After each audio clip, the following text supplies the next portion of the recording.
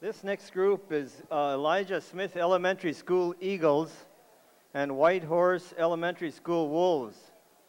I wanted to read you this. It says, stick games accompanied by drumming were formerly a common activity in Southeast Alaska Native communities. Different forms of the stick games were practiced and often were associated with gambling. The inland Tlingit and other tribes in the Canadian interior continue to sponsor these games. Teams compete against one another in a game with sticks. The accompanying drumming intensifies the drama and action, but yet at the same time the rhythmic sound of the drums can be hypnotic. Would you please welcome the Elijah Smith Eagles and Whitehorse Wolves.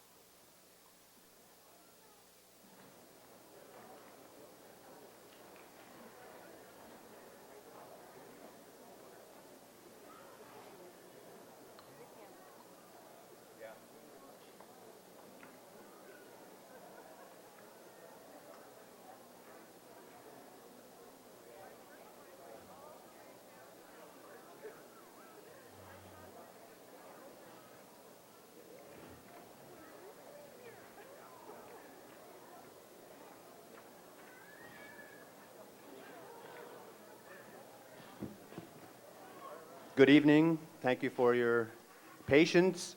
And I'll briefly explain something about the game. It's called hand games or stick games or stick gambling.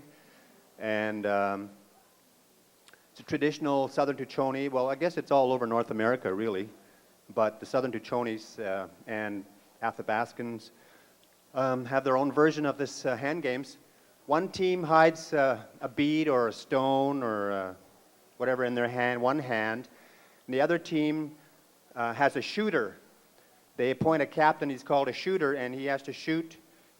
He shoots to the one side or the other side, or he splits in the middle, or like an inside split or an outside split. And I'll try maybe to explain something as the game goes along. We only have half an hour, so I'm going to try to just get it going, and you can watch it and see how it's done, and I'll if I can explain some moves, I will. My name is Dan Glenn. I'm a teacher with the Native Language program at the Whitehorse Elementary School. We have a team that plays with the Whitehorse Elijah Smith Elementary School in Whitehorse, and we usually engage in tournaments and go to one school or the other and make a day of it and have moose stew and bannock and play stick games. So, we don't have the moose stew or bannock today, but we have the stick games. So we're going to start stick gambling.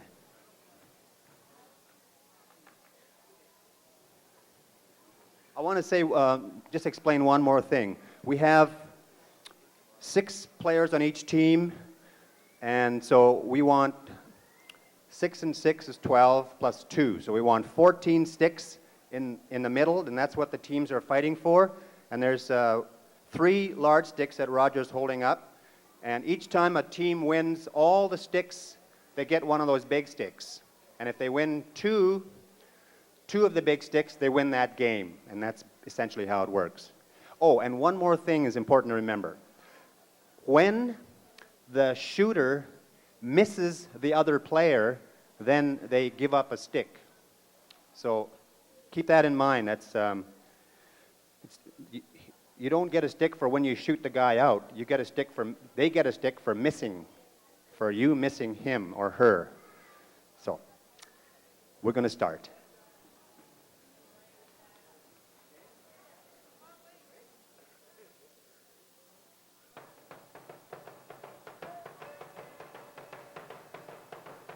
Well, we're back now with some stick gambling, and you just heard an introduction of how the gambling process goes. I have joining me now Jane D'Angeli, who is Tsimshian, a member of the Beaver Clan. Welcome, Jane. We're happy to have you here. Thank you. It's an honor to be in Celebration 2002. And we also have Clarence Jackson, one of our living treasures, Sankwe D.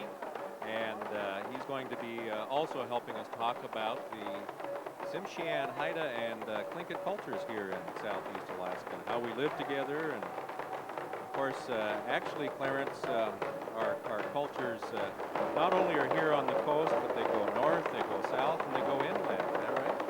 That's right. All over and into Canada. And Jane is past coordinator of celebration, has been involved with us for quite a while. And the Tsimshian have really been active and involved in celebration for quite a few years. In fact, there's a couple of celebrations ago that David Boxley's group from the Seattle area introduced box drums. And there were some interesting innovations. Could you describe to us the reach of the Tsimshian people, and in particular how they fit into our celebration?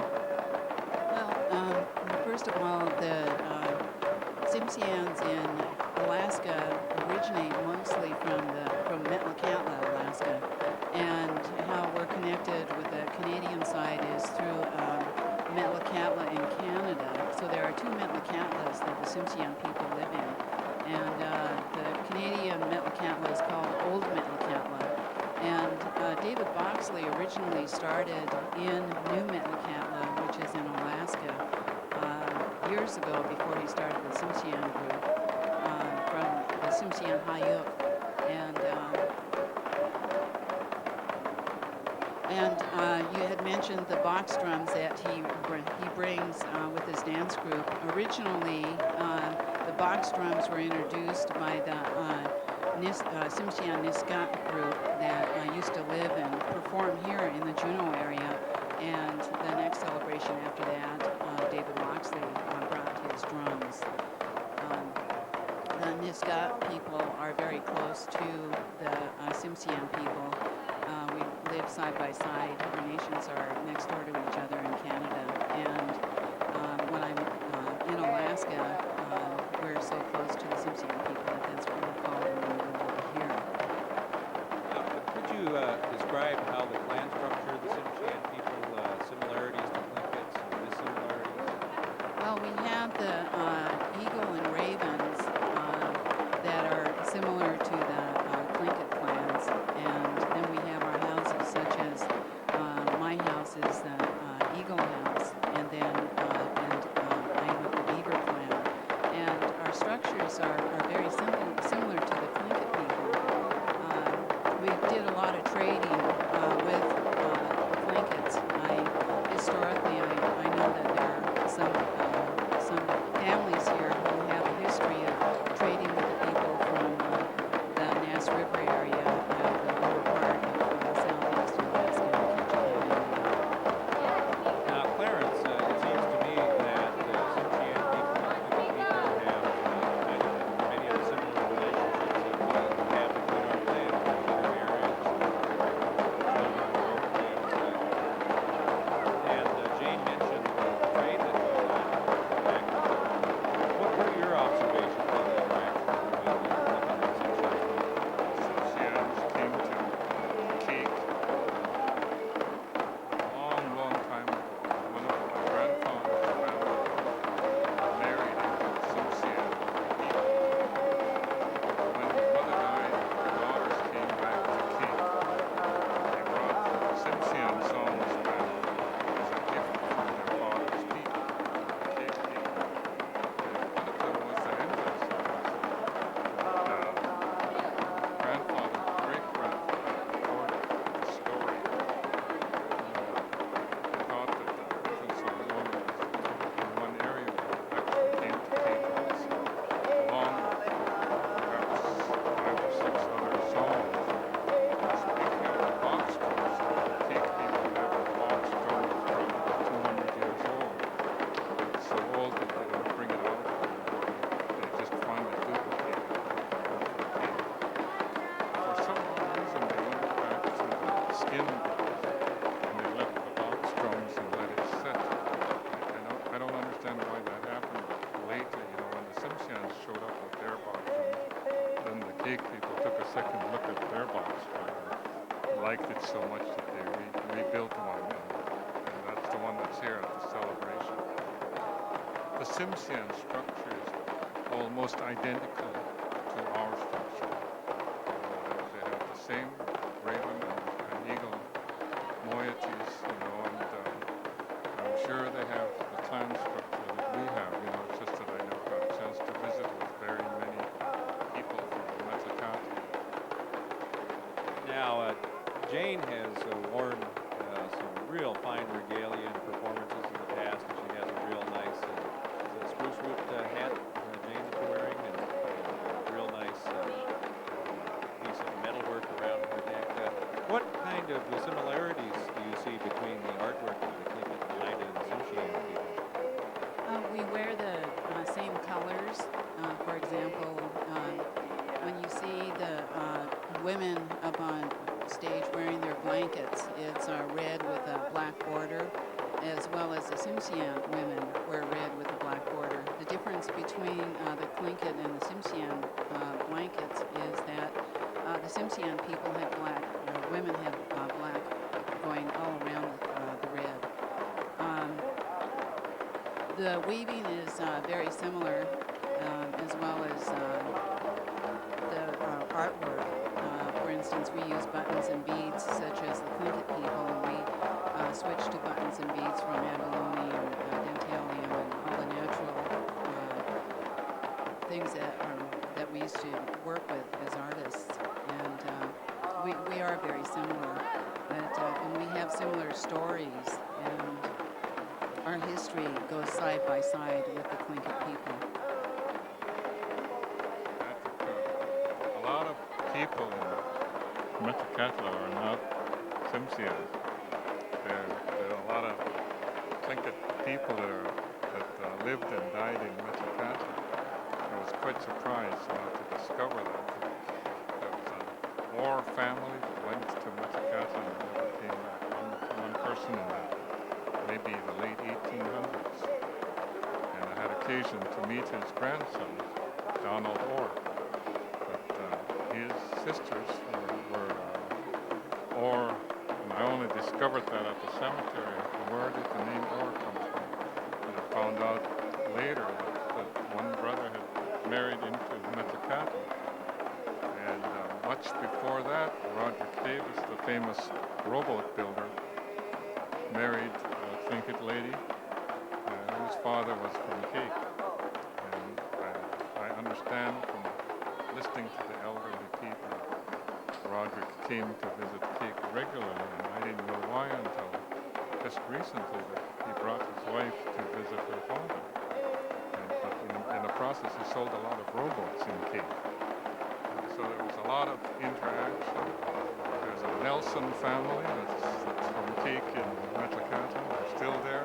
Gertie Nelson his act is rooted to Cape. So and then of course, by the same token, we have a lot of people from Metlakatla that live in Cape now too. Yeah, it's interesting that you would say that, Clarence. Gertie Nelson is my stepmother. She was married to my dad for 40 years, and my dad is Aliu, who ended up living in Metlakatla for most of those 40 years. And I had the same kind of surprise. I thought I had Tsimshian half-brothers and sisters, and Gertie told me they turned out to be Tlingit. And I know that they had quite a tie to the Tongass Tlingit.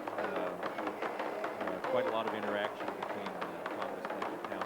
Jane, one thing that us Tlingit people always talk about is the great grease that we get from the Tsimshian people. I know a lot of our friends up north have seal oil. A few of them have hooligan coming to the area, but I don't think they've really lived in tried some good grease. What part does food play in the Tsimshian culture? Why don't you give us a little bit of the story behind grease coming out of Tsimshian country? Well, in Tsimshian country, it's such as the Tlingits, there is no border. And there is a river in British Columbia called the Nass River. And I believe the Tlingit people pronounce it Noss. And there was a lot of trade up and down the coast. And the Noss is famous. It's called the bread basket. And the reason reason why they call it the breadbasket is because of the food, the fish that comes out of that area, such as the oolakins that run. And the oolakin grease is made from the oolakin runs each year. And just like the salmon and other of our subsistence foods, it's starting to decline. And making oolakin grease is quite an art. And I must admit that it is the best that I've tasted. Although Haynes is, or in that area, is pretty good. That's true. I've had grease from Haynes as well. Clarence, you're quite the aficionado of different foods around. It seems to me that all up and down the Northwest Coast, most of our foods are pretty comparable, mostly related around the sea, but with occasional deer. Get up to Yakutat area, my home country, you can get an occasional moose. The Simpson people traditionally brought the mulligans to cake. And again, I think it was Roger's family connections to cake that brought the mulligans. Every spring, somebody from Michigan brought mulligans. And then, of course, at the same time, people bought the mulligan grease by the 5-gallon can. I think they paid $5 for 5 gallons. And now, I'm not so sure about the cost now, but I know there's a tremendous difference in the cost. I don't think there's one bit of difference between the food we eat and the food the Simpsons eat. In visiting with Mrs. Arthur Nelson 52 years ago, she talked to me about all the things they ate down there, and none of it was any different than what my grandparents ate at cake. Yeah, I had a chance to meet Maud while I was staying with my dad in Metlakatla, and I also had a chance to sample the integration of the foods. Gertie and Maud and my dad would put together different kinds of smoked salmon. I noticed that we adopt pretty readily to different kinds of things that are brought in. One of the delicacies that my dad shared with me was something called Hawaiian strips. I know we have the Hawaiians visiting us this time, but a Hawaiian strip really doesn't come from Hawaii. But it's a very interesting kind of a jerky made with, I think, tomato sauce. You have some, huh? we're real anxious for you to share some with us. We are watching some gambling right now, and I'm talking with Jane D'Angeli, who is Suchian and Clarence Jackson. Both have been with the Heritage Institute for quite some time. Jane has worked with us at Celebration, knows exactly what goes on in preparation of Celebration and carrying it off. And quite frankly, the Simpshian and the Haida people, Jane, have been a very, very important part of Celebration almost from the beginning.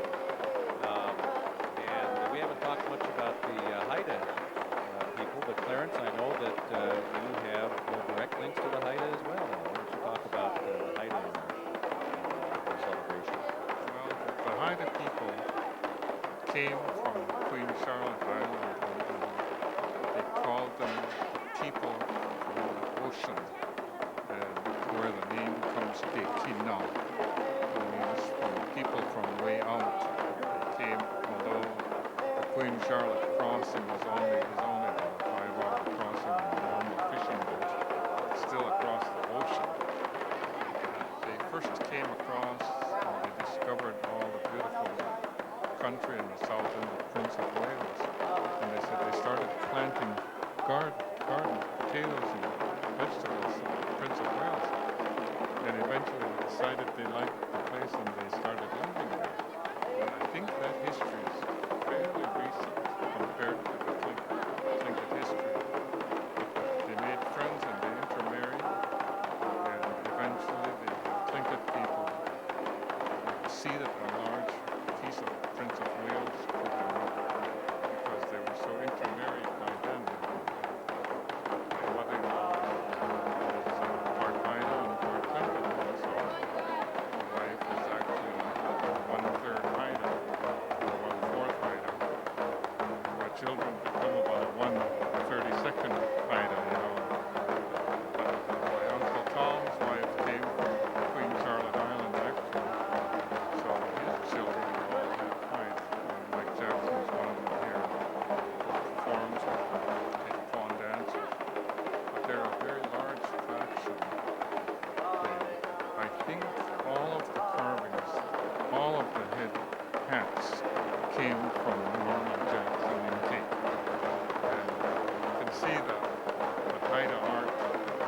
comes out, it's very beautiful.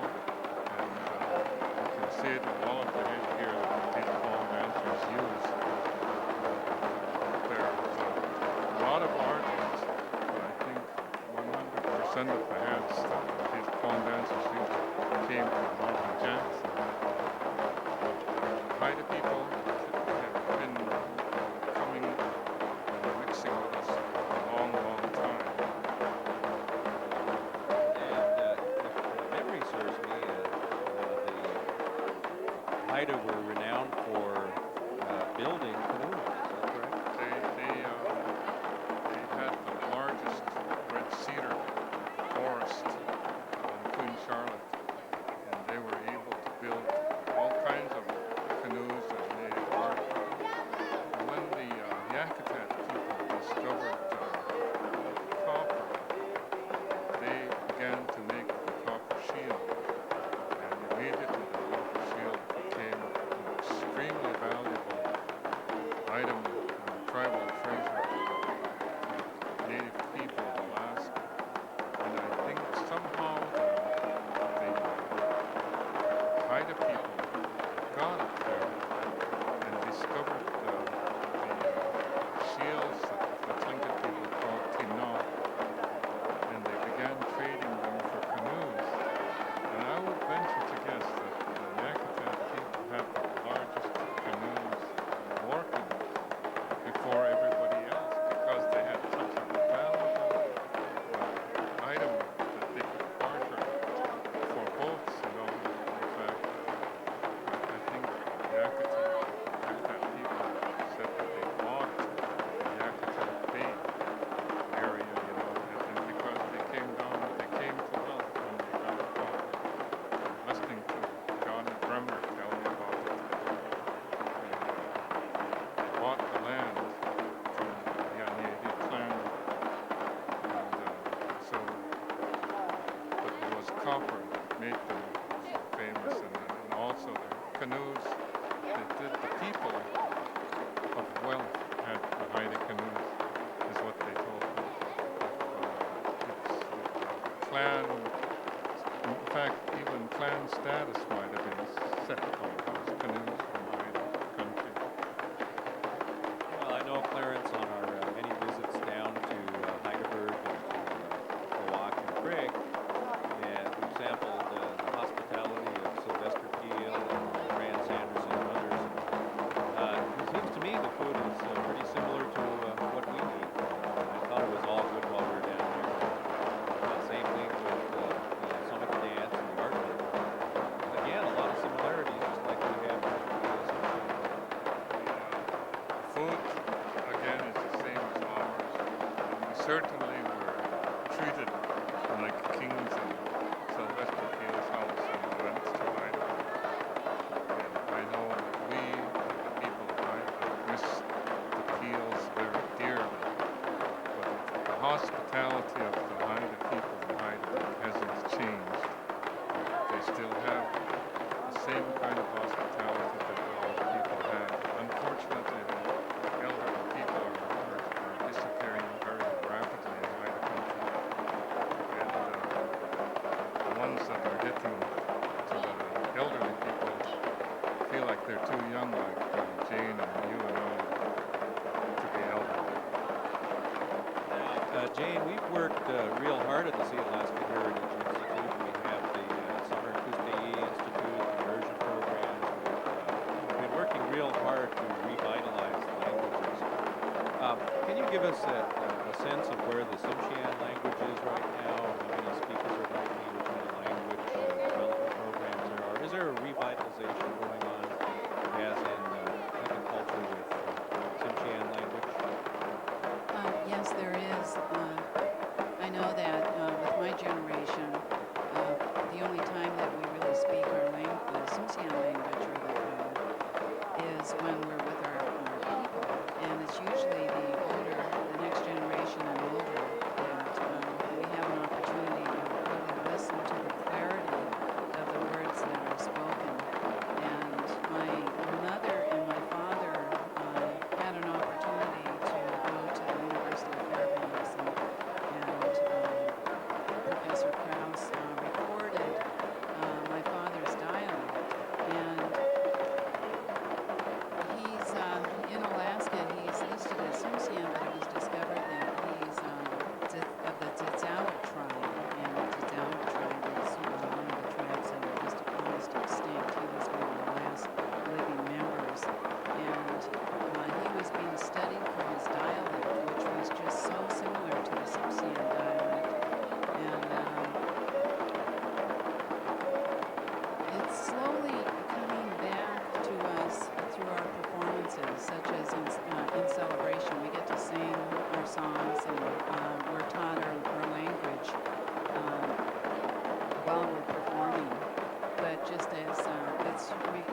reviving such as it is here. And I know the Institute is playing a role in